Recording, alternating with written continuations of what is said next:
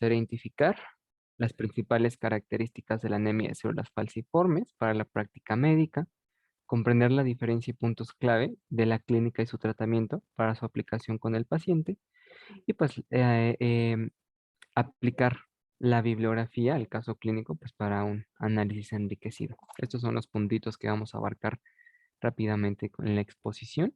Ajá, y pues bueno, para poder definir lo que es la anemia de células falciformes, habremos de remontarnos a este esquemita. En este esquemita se presenta pues un vasito sanguíneo. Dentro del vasito sanguíneo corre la sangre. Dentro de la sangre pues tenemos eritrocitos, ¿no? Los eritrocitos pues son de forma discoide y son flexibles.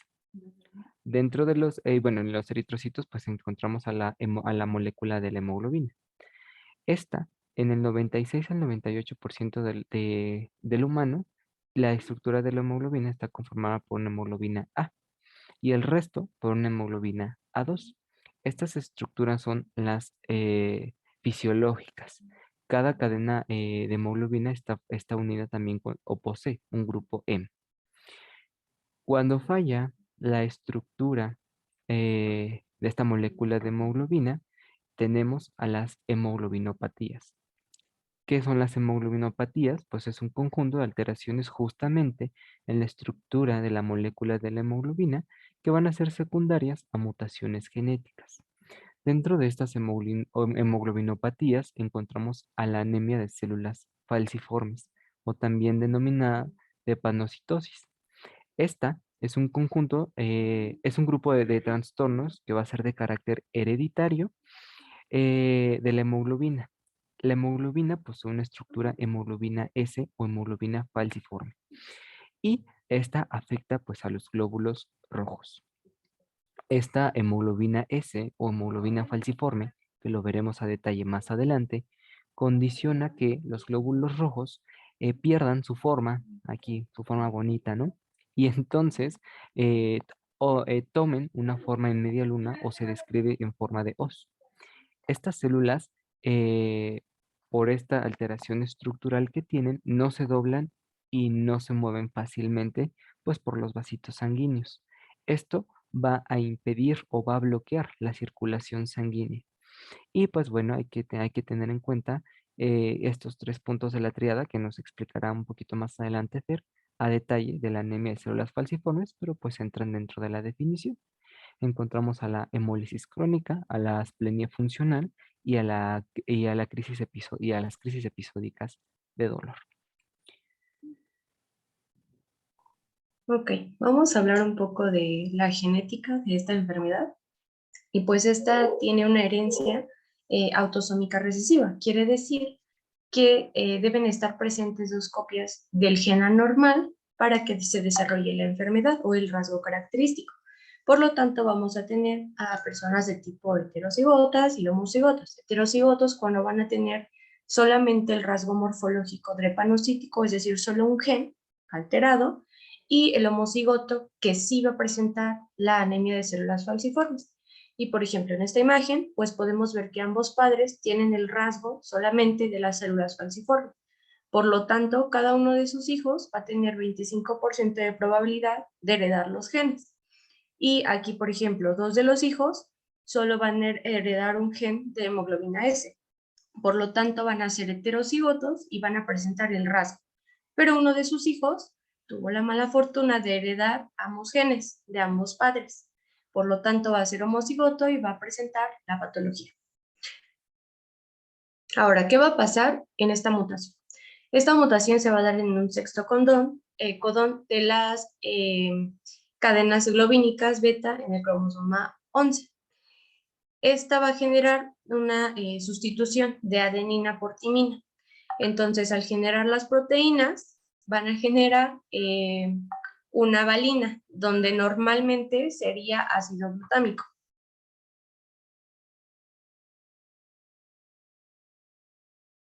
Ahora, esta hemoglobina S tiene tendencia a polimerizarse cuando pierde el oxígeno que transporta. En condiciones normales, la hemoglobina tiende a recuperar parte del oxígeno. Si lo recupera, va a ser una polimerización de tipo reversible. Pero si el tiempo se prolonga, es decir, que la hemoglobina no pueda recuperar ese oxígeno, va a ser una polimerización irreversible, que la vamos a ver más adelante. Por lo tanto, al haber una polimerización irreversible, las cadenas van a ser inflexibles y el eritrocito va a perder su morfología.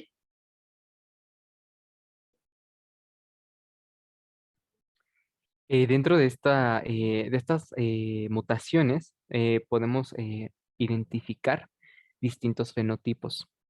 Eh, Aquí el más común es la anemia falciforme con hemoglobina S, que representa el 75 al 75% de los pacientes. El otro 25% de los pacientes presenta un fenotipo denominado enfermedad falciforme, hemoglobina C. Ajá, y pues bueno, ya raramente en menos del 1% de los pacientes llegan a presentar un fenotipo de enfermedad falciforme talasemia, en donde, bueno, sí contamos con una hemoglobina S, pero en su subunidad beta. Y esta va a estar concomitante con talasemia. Y pues la enfermedad falciforme o bien otras hemoglobinopatías, pues tenemos a estas otras, ¿no? Que pues hay que nada más tenerlas en cuenta que tenemos una amplia variedad de fenotipos. Entonces, bueno, con ello, esta predisposición genética se encuentra una alta prevalencia en las regiones de África, Asia y América. En lo que compete al continente americano, la enfermedad de células falciformes afecta de 1 a cada 365 nacidos vivos. Otras cifras también mencionan que en los hispanoamericanos, uno de cada 16.300 habitantes padece o por lo menos presenta el rasgo falciforme, que nos mencionaba Fer. En Estados Unidos, 100.000 personas se han identificado con este rasgo falciforme, mientras que en el Reino Unido la cifra va de los 200.000 de las 12.000 a las 15.000 personas que presentan pues esta carga genética. Los factores de riesgos, pues bueno, ¿no? De entrada, pues son los genéticos, en donde mencionan que aquellos bebés que tienen descendencia de raza negra o bien afroamericanos, uno de cada 13 bebés, pues va a tener este rasgo falciforme. Otros factores de riesgo son aquellos hematológicos. Esta clasificación tenemos a la concentración de la hemoglobina S en el eritrocito. Es decir, si no tenemos unas concentraciones suficientes de hemoglobina S, bueno, pueden ser portadores asintomáticos, entre comillas, ¿no? Ya que el principal síntoma que se llega a presentar en estos pacientes dependientes de la concentración de hemoglobina S, pues son las hematurias por los microinfartos de las pupilas renales. Otro factor de riesgo es la desoxigenación, que como bien dijo Fer, esta precipita la polimerización de los eritrocitos, ¿no? Y pues puede perpetuar o hacer persistente esta polimerización. O bien algunos procesos infecciosos también los consideran como factores de riesgo. Bueno, entrando a la fisiopatología, debemos recalcar que en condiciones normales el eritrocito tiene forma de disco bicóncavo, por lo tanto le da esa capacidad de ser flexible y pasar pues por los vasos sanguíneos. Estos van a vivir entre 90 y 120 días. ¿Qué va a pasar cuando tenemos a la hemoglobina S presente? Y estaríamos hablando en general de su polimerización. Esta polimerización va a depender de la concentración de ese tipo de hemoglobina, del grado de desoxigenación celular y de la concentración intracelular de la hemoglobina fetal, porque la hemoglobina fetal pues va a proteger en general a nuestro paciente por unos cuantos meses. También del pH y la temperatura, porque a menor pH y temperatura pues hay vasoconstricción. Y en general todos estos factores conducen a que haya una disminución de tránsito de estos drepanocitos. La siguiente. Ahora, ¿qué va a pasar para desarrollar esta patología? Fisiológicamente, la hemoglobina de tipo A va a liberar al oxígeno en las células. En ese momento en el que libera el oxígeno, va a haber un nivel bajo. Pero si nuestro paciente tiene este rasgo y va a estar en estado homocigoto con hemoglobina S, La hemoglobina S tiene mayor facilidad a liberar el oxígeno. Por lo tanto, la sumatoria de un estado de hemoglobina S más un nivel bajo de oxígeno nos va a derivar a un fenómeno de polimerización. Y específicamente este fenómeno va a producirse cuando la tensión de oxígeno es menor o igual a 40 milímetros de mercurio. Y aquí es cuando toma importancia la mutación de la proteína, es decir, de la valina, porque la valina que va a estar presente en la hemoglobina S, como lo vemos remarcadito en la imagen, se va a acoplar a cadenas adyacentes de hemoglobina, como lo vemos aquí, en formación de cadenas rígidas, es decir, la hemoglobina se va a unir a otra hemoglobina y a otra hemoglobina hasta que sea una cadena rígida. Habíamos hablado con anterioridad de que este fenómeno de polimerización puede ser reversible, pero en estos casos, si este fenómeno se da entre polimerización y despolimerización, muchas veces se vuelve irreversible. Por lo tanto, este fenómeno de polimerización irreversible y la formación de cadenas rígidas simplemente por el hecho de que está presente la valina, pues cambian la forma del eritrocito y nos forma el rasgo característico que es el drepanocito. La siguiente. Ahora, metiéndonos a la forma del drepanocito, pues este va a vivir entre 10 a 20 días. Y de igual forma se van a empezar a adherir leucocitos. Por lo tanto, va a haber un complejo heterocelular, que lo vamos a ver más adelante. Y bueno, el drepanocito como tal va a sufrir un daño a la membrana. Por lo tanto, va a perder su capacidad predominante, que sería la deformabilidad.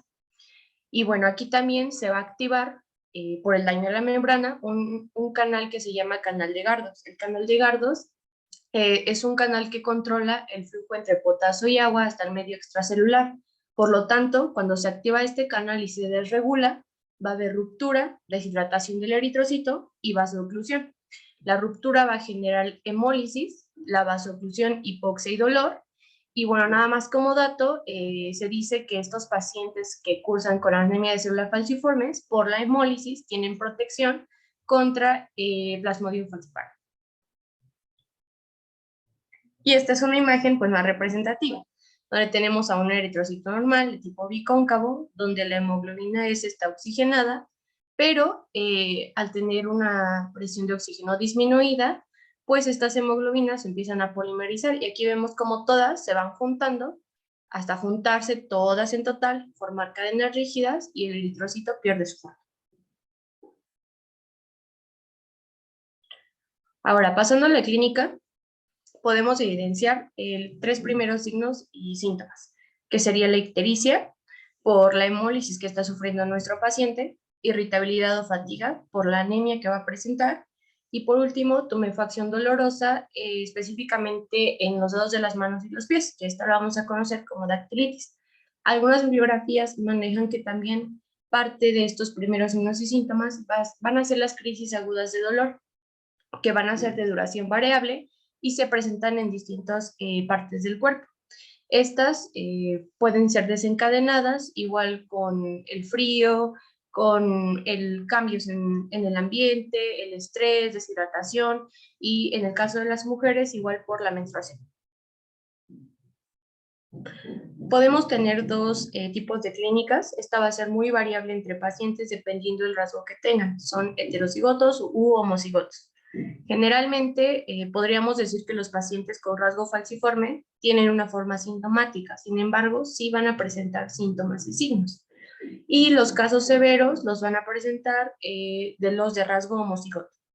Este inicio de las manifestaciones clínicas van a presentarse pasados los 4 a 6 meses de vida, que es cuando la hemoglobina fetal va a perder el efecto protector en el cuerpo humano. La siguiente.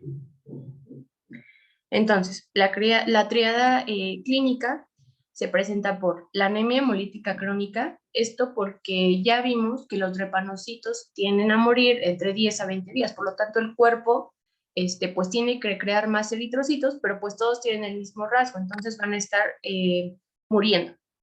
Ahora, también tenemos los eventos vasooclusivos, que esto no es porque se colapsa esta microcirculación, hay una crisis vasooclusiva y pues por último tendríamos a la isquemia de diferentes órganos y la asplenia funcional. Esto pues es porque de tantos microinfartos que sufre el vaso, va perdiendo su función. Por lo tanto, primero estaríamos hablando de un hipoesplenismo hasta llegar a esta autoesplenectomía, es decir, que sí hay vaso, pero pues no está funcionando, y se conoce como asplenia funcional. La siguiente. Ahora, ya vimos que nuestro paciente presenta síndrome anémico y nos vamos a enfocar un poco más en los fenómenos de oclusión vascular, que los podemos dividir entre las crisis vasooclusivas agudas o los microinfartos crónicos, que estos se presentan cuando nuestro paciente ya tiene más de 10 años con la enfermedad. Entonces, hablando de las crisis vasooclusivas agudas, estas pueden ser de tipo espontáneo o secundario. También el dolor va incluido en estas y es más frecuente que se presente en los huesos, como en las costillas, en la pelvis, en el esternón, en los cuerpos vertebrales. Si hay crisis vasooclusivas en el mesenterio, esto se puede presentar como un cuadro de abdomen agudo y pues también pueden presentarse en el cerebro. Ahora, hablando de la parte crónica, tenemos a los infartos subclínicos, también en huesos, en la piel, sobre todo las úlceras maleolares, cerebro, pulmón y corazón. Pero si hablamos de los infartos subclínicos, el más frecuente es en la médula renal. Y esto porque al ser un medio hipertónico, pues hay más extracción de agua del eritrocito. Entonces, por lo tanto, se altera otra vez más el canal de Gardos y hay microinfartos. Ahora, pasándonos a las infecciones de repetición, hay que hablar que el hipoesplenismo es la principal causa de que los pacientes estén cursando con infecciones de repetición, generalmente por Streptococcus pneumoniae y Haemophilus influenzae. Esto causa una sepsis neumocócica, que sería la causa más frecuente de muerte, sobre todo en niños. Y también se presenta la osteomielitis. Y la bacteria más frecuente para la osteomielitis es la salmonella.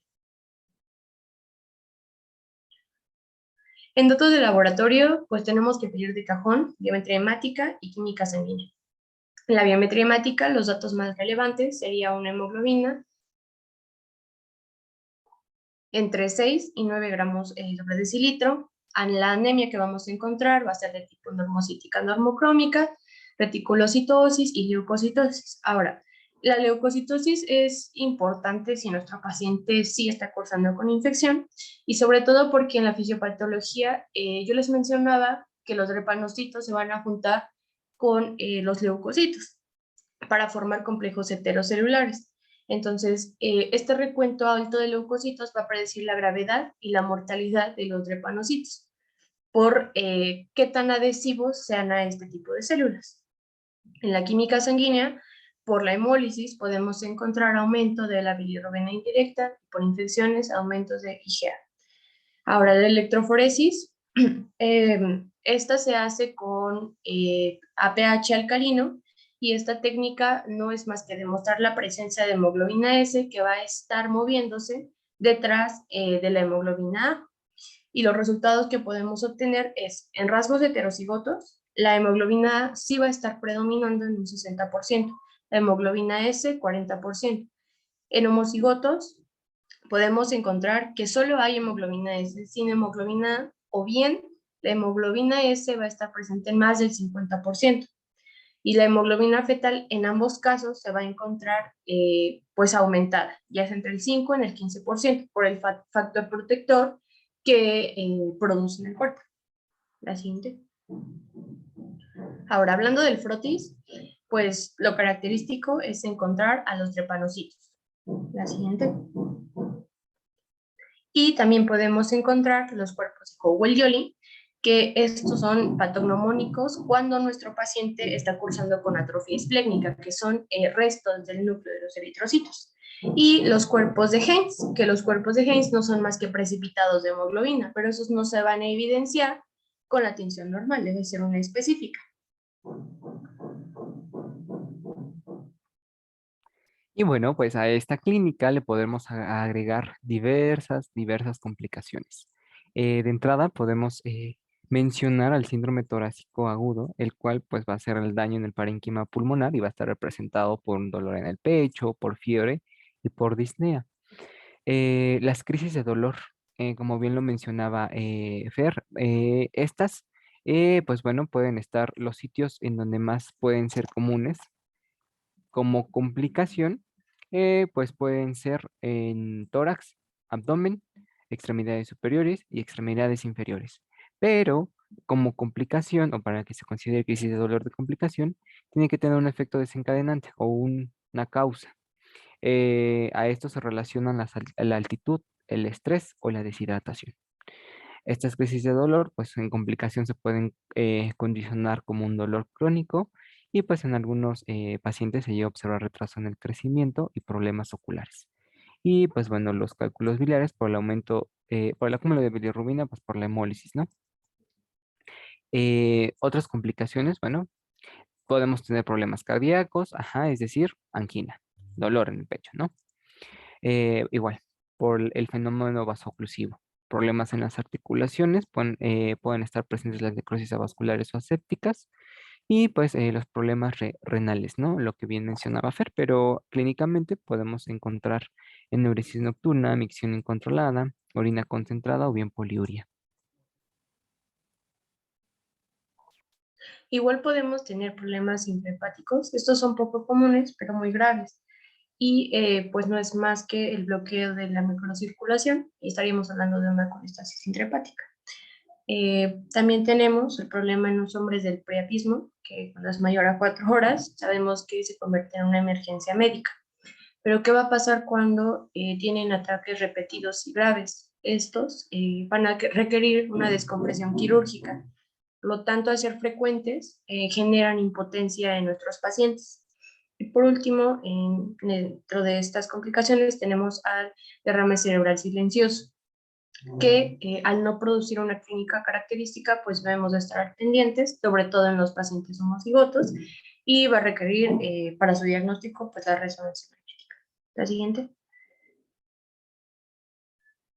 Igual tenemos el problema de las úlceras, sobre todo en las piernas. Habíamos quedado que en pacientes crónicos pues se van a desarrollar 10 años después, pues estar diagnosticados y van a reaparecer después de cicatrizar. Igual, la anemia grave, pues, potencialmente mortal, y los problemas en el embarazo más comunes es aumentar el riesgo de padecer hipertensión arterial, los abortos espontáneos, partos prematuros, bajo peso al nacer, pues infecciones, pielonefritis, infartos pulmonares, neumonía y hemorragias. Complicaciones más graves, pues tenemos a dos, crisis de secuestro esplénico, pero esta está presente en la infancia temprana y pues esta se debe a un atrapamiento masivo de estos eritrocitos en el vaso. Este atrapamiento masivo condiciona una disminución de 2 a 3 gramos de hemoglobina por semana y pues llegan a tener una hemoglobina menor de 6. O bien las crisis aplásicas. Las pruebas de detección no son como para detectar como tal la enfermedad, sino son técnicas de estudio de las hemoglobinopatías que nos van a servir para identificar a los pacientes que sean portadores de rasgo falciforme. Y con esto tenemos a dos, a los métodos basados en físico-química, en donde resaltan pues las electroforesis convencionales o electroenfoque, y a los métodos de biología molecular. Sin embargo, bueno, aquí en esta tablita, de esta guía, de esta GPC, vienen pues las ventajas que llegan a tener. Sin embargo, bueno, pues en los métodos de biología molecular, pues se llega a ocurrir la GAP-PCR y pues la GAP de persistencia hereditaria cuando se tenga el antecedente de un familiar con rasgo falciforme. Ahora bien, con todo esto, pues bueno, podemos pasar al tratamiento.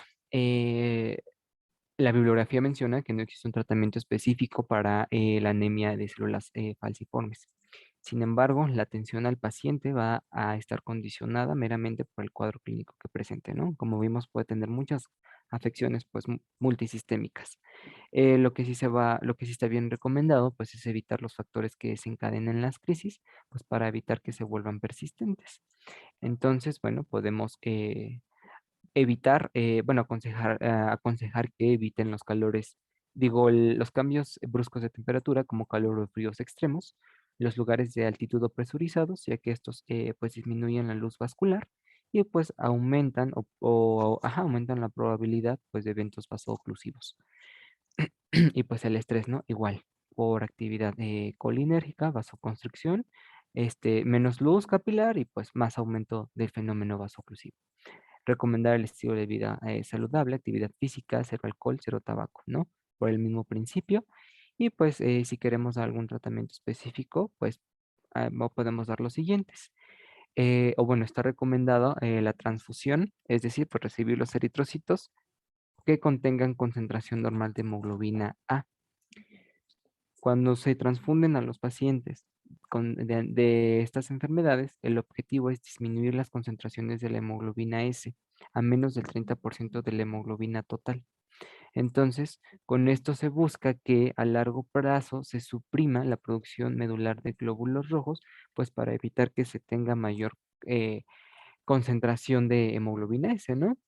Y pues bueno, tenemos a dos tipos de transfusiones, a las agudas, que estas se usan en las anemias graves, en caso de que, aquí me comió una U, en caso de que el paciente llegue a requerir cirugía, sí se indica la transfusión, o bien en crisis torácicas agudas. Las transfusiones de sangre que se realizan de manera regular o continuas están indicadas así como de ley a aquellos pacientes que presenten un derrame cerebral agudo o aquellos que tengan el antecedente pues de este evento. Para las crisis vasooclusivas se recomienda pues hidratación, sobre todo para evitar la falciformación, ¿no? Que habíamos quedado que era uno de los factores que podían aumentar el riesgo, pues la analgesia con opioides. Están indicados estos fármacos antiderpanocíticos. Recuerdo que esto lo saqué de una GPC y estos aumentan la síntesis de hemoglobina F, pero lo que ayudan es que disminuyen la polimerización de la hemoglobina S. Entonces ya no tenemos polimerización, ya no se forman cadenas rígidas y pues entonces ya no tenemos a nuestros eritrocitos así en forma de os, ¿no? Estos fármacos, el que más resaltaban era la hidroxiurea, que pues inhibe al ribonucleico reductasa, que pues bueno, ayuda a condicionar, a inhibir la polimerización de la hemoglobina S. Estos tratamientos ya los da pues como tal un especialista pues en este tipo de enfermedades. Lo que sí se recomienda es la profilaxis de infecciones por esta predisposición a estos patógenos.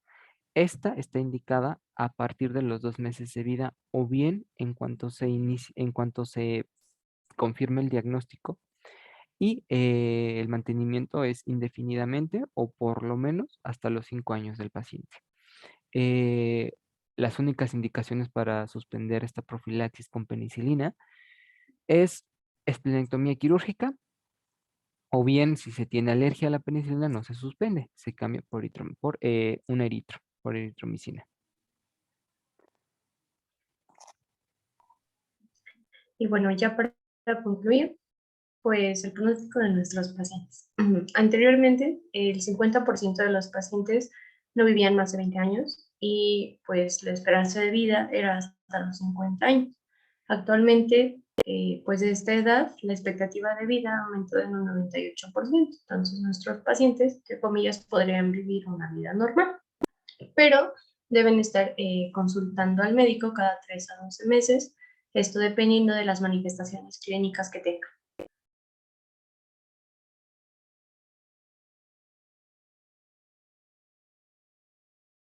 Y pues bueno, esa fue la revisión que hicimos para el tema, doctora. Y pues bueno, no sé si pasemos al caso clínico o hacemos algunas menciones o Mm, anotaciones. ¿En, en qué edad es lo más frecuente que se presente la enfermedad o cómo para diagnosticarla?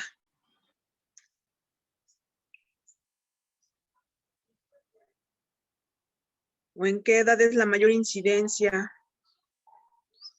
de presentación de la enfermedad?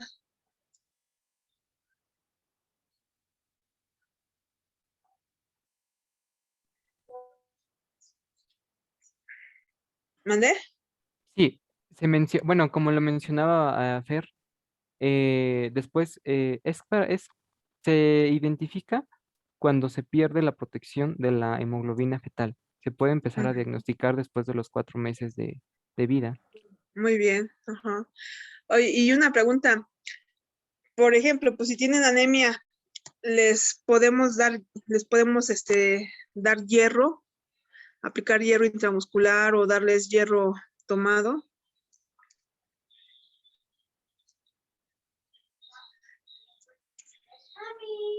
Pues si cumplen con los criterios de anemia, ay, bueno, realmente eso en el tratamiento no leí que mencionaran como que se aplicara hierro, pero pues si se tiene una anemia, el tratamiento para la anemia puede ser de hierro, ¿no, doctora? Entonces yo diría que Pero, sí. Mm, bueno, es pero- que hay bibliografías que mencionan que a veces cuando hay transfusiones de sangre muy frecuentes, provocan daño hepático por la sobrecarga de hierro. Entonces, igual ¿Daño depende de hepático cada paciente. por Sí, el hierro? por Mm, sobrecarga, se mm. mencionaba.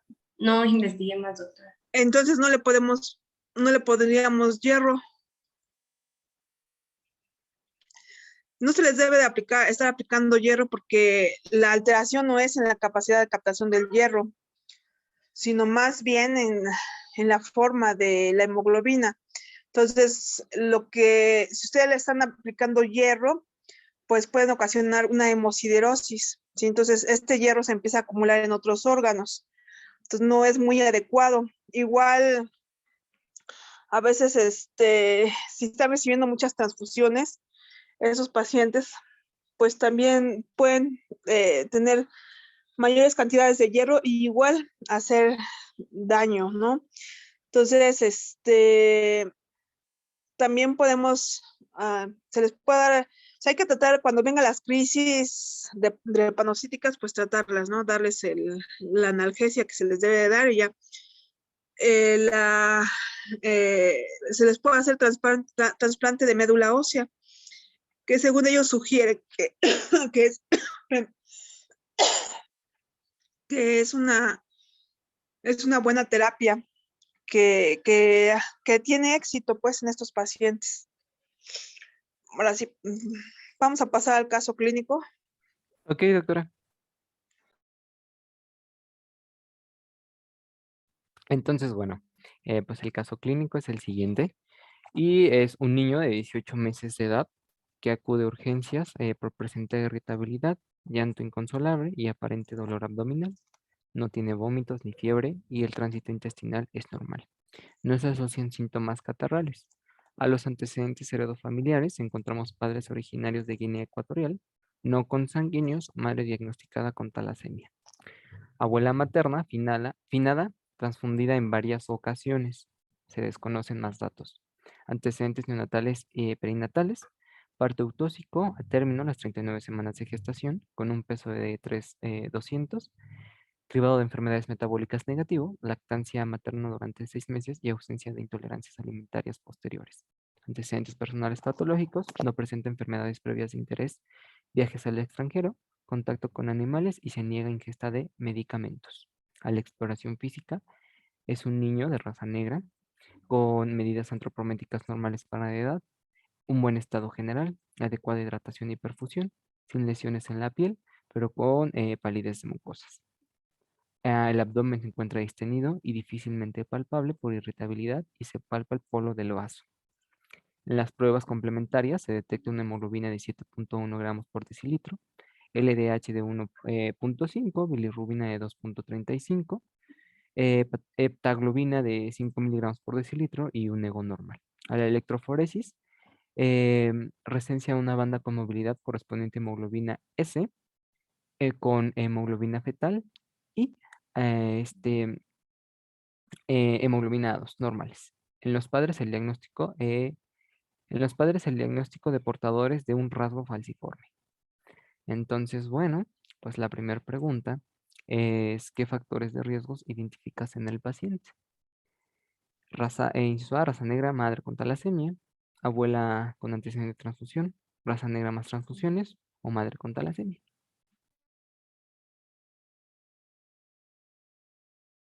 Ajá, sí, bueno, por el chat, voy a ver el chat. Ajá. Sí, el chat dicen que la hay y pues efectivamente, ¿no? el paciente pues, pues es raza negra, ¿no? Y se cumple con un factor de riesgo genético y pues el antecedente de madre con talasemia, ¿no? Ok, entonces los factores de riesgo identificados del paciente, ¿a qué tipo de grupo pues corresponden?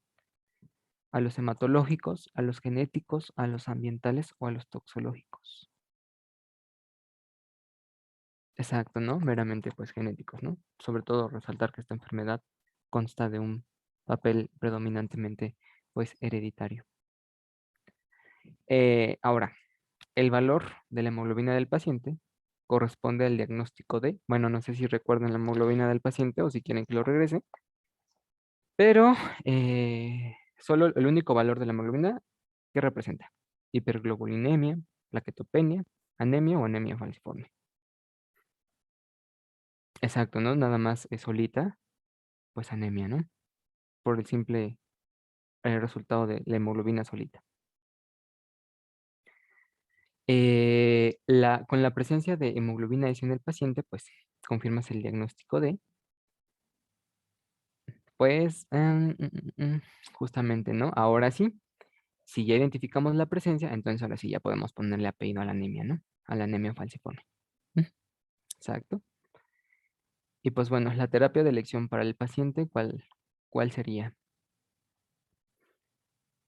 Así con lo que mencionaban las guías, pues de primera instancia tratar el motivo del paciente, ¿no? Que probablemente era el dolor en el abdomen, pues analgesia, profilaxis con penicilina y posteriormente considerar otras intervenciones, ¿no? Y pues listo, doctora. Ese sería nuestro caso clínico. Muy bien. Entonces, nos vemos para la siguiente De acuerdo, sesión. doctora. Ok. Que tengan bonita Doctora, noche. le mando Vale. los formatos de evaluación a usted. Sí. Ok, Sí, ok. sí, Muchas por favor. gracias. Ok, Gracias, que tengan buena tarde. gracias. Gracias, Que doctora. descanse, doctora. Gracias, Hasta doctora. luego. Gracias. Gracias. Bye.